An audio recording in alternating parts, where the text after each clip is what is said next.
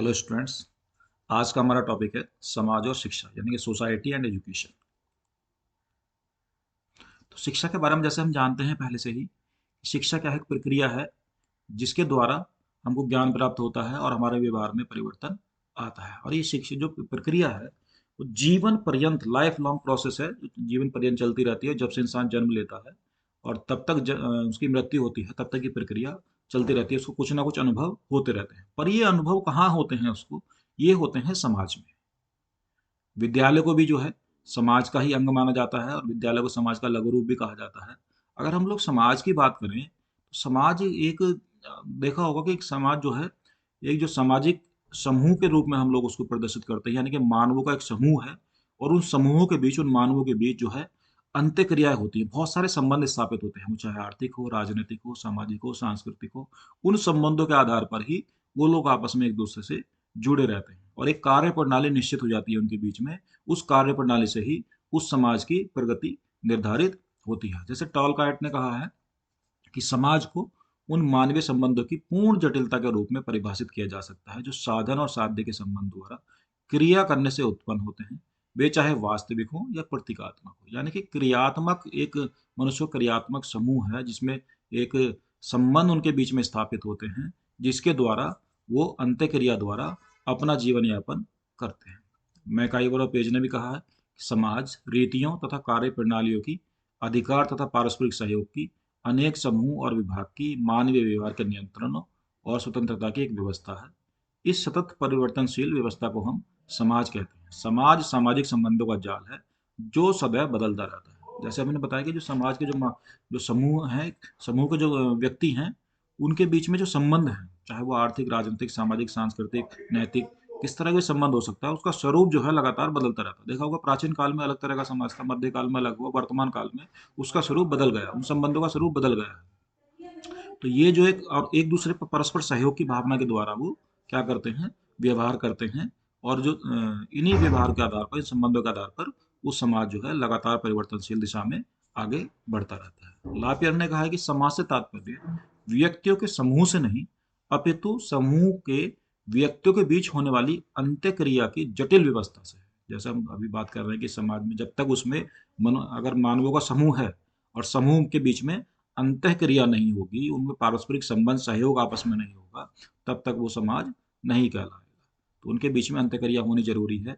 और जैसा हम जानते हैं कि विद्यालय जो है समाज का अलग रूप है और समाज की महत्वपूर्ण भूमिका हो जाती है कि वो कैसे शिक्षा में अपना सहयोग करे।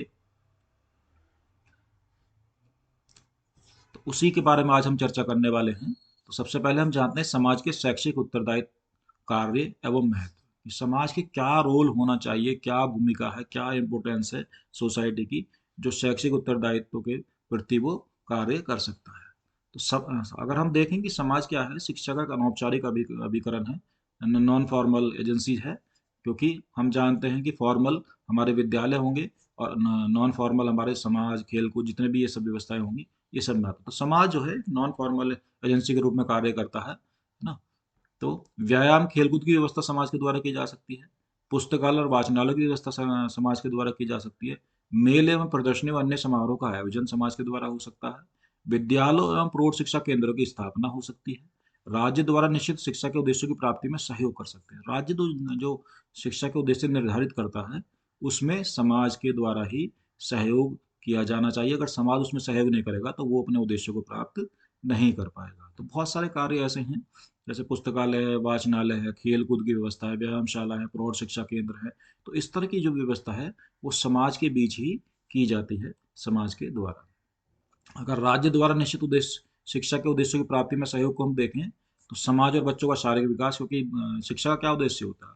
वो होता है बालक का सर्वांगीण विकास करना। और सर्वांगीण विकास में, और ये उद्देश्य राज्य द्वारा निर्धारित किए जाते हैं। जो शिक्षा प्रक्रिया, जो शिक्षा व्यवस्था राज्य द्वारा संचालित होती है, उसके उद्देश्य निर्धारित होते हैं। जैसे वर्तमान में शिक्षा का मुख्य उद्देश्य है बालक का सर्वांगीण विकास कर उसको एक श्रेष्ठ नागरिक बनाना।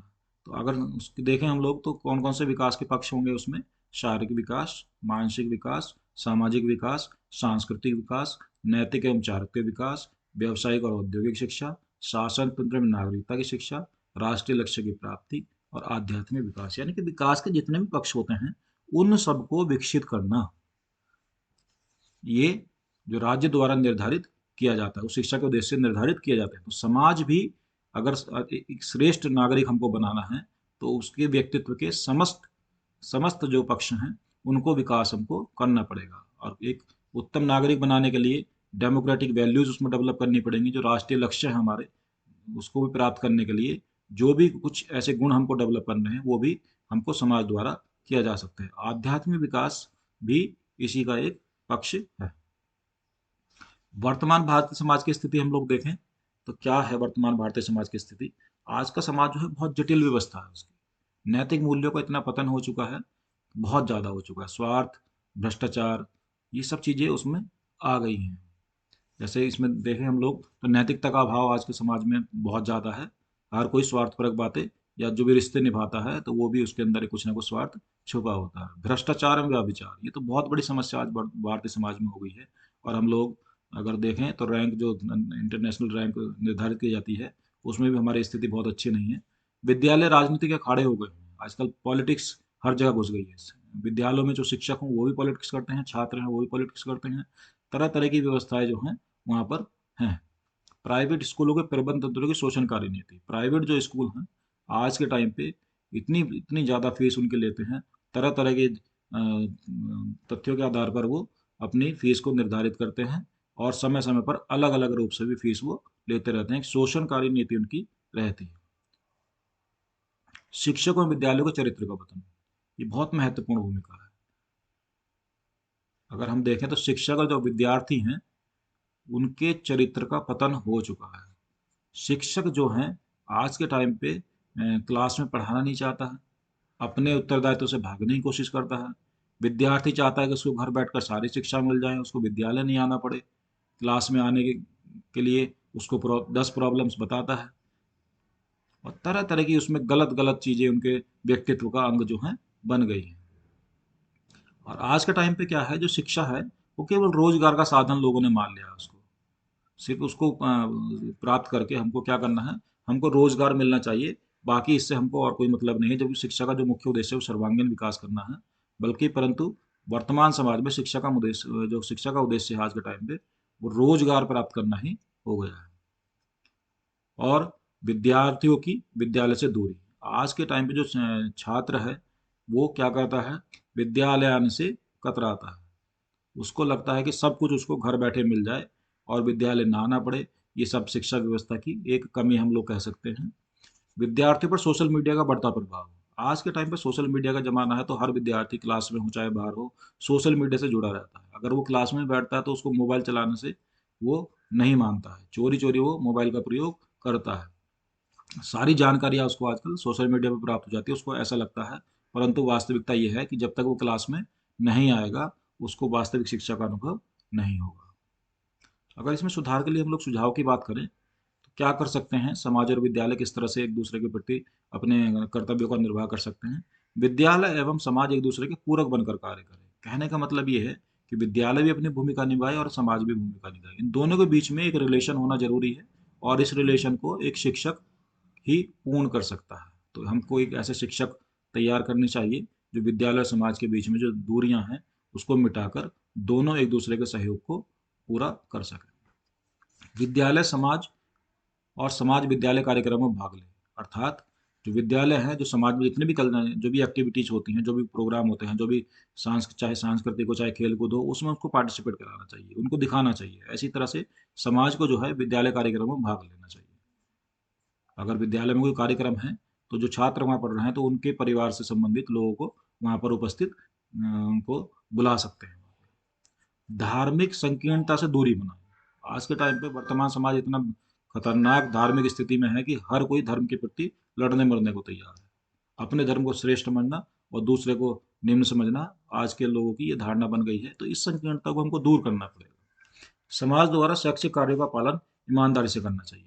तो समाज है, आपने देखा होगा विद्यालय बन गया है पर कोई भी समाज का व्यक्ति विद्यालय में जाकर देखता नहीं है कि क्या पढ़ाई हो रही है क्या नहीं हो रही। जिस दिन ये देखना शुरू कर देंगे उस दिन शिक्षा व्यवस्था में सुधार आने की पूरी पूरी संभावना है। समाज द्वारा उचित शैक्षिक वातावरण का निर्माण किया जाए। शैक्षिक वातावरण का निर्माण ये करना भी एक समाज की जिम्मेदारी है। विद्यालयों का आजकल हमने देखा है, जो प्राइमरी स्कूल होते हैं वहाँ पर जाकर समाज के ये लोग जो हैं वो गंदगी डालते हैं वहीं पे, और जो शिक्षक जो विद्यालय हैं उनकी जो बाउंड्री तक होती हैं उनको उखाड़ के ले जाते हैं, और जानवरों को भी उसमें विद्यालयों में बांध दिया जाता है। तो ये वातावरण, इस तरह का वातावरण वहाँ बनाएंगे तो किस तरह से शिक्षा का निर्माण हम लोग कर पाएंगे, शिक्षा किस प्रकार दे पाएंगे। तो समाज की जिम्मेदारी है कि ऐसे ऐसे कार्य ना करे जो शैक्षिक प्रक्रिया में बाधा बने, जबकि एक ऐसे वातावरण का निर्माण करना चाहिए जिससे शिक्षक प्रक्रिया उचित रूप से चलाई जा सके। समाज द्वारा सामाजिक मूल्य में आदर्शों की स्थापना, जो कहते हैं कि विद्यालय समाज का ही लघु रूप है, उसमें अगर देखें तो उसमें जो वैल्यूज होंगी वो कहाँ से आएंगी, समाज से आएंगे। जो आदर्श डेवलप होंगे वो समाज से आएंगे, तो समाज की ही जिम्मेदारी बनती है ऐसी वैल्यूज, ऐसे आइडियल्स उसमें बनाए जाएं, ऐसे आदर्शों की स्थापना की जाए जो उनके लिए प्रेरणा का कार्य करे। सामाजिक न्याय की भावना पर सभी साथ मिलकर कार्य करें। सामाजिक न्याय की भावना पर आजकल हमने देखा होगा कि इतना जाति भेदभाव, छुआछूत और ये धार्मिक संकीर्णता की भावना हमारे अंदर विद्यमान है। तो इसको भूल कर हमको सबको मिलकर एक साथ आना होगा, और एक साथ मिलकर ही ये सब कार्य हमको करने पड़ेंगे, तभी हम लोग एक श्रेष्ठ भारत का निर्माण कर सकते हैं। Thank you. Educate, encourage and enlighten.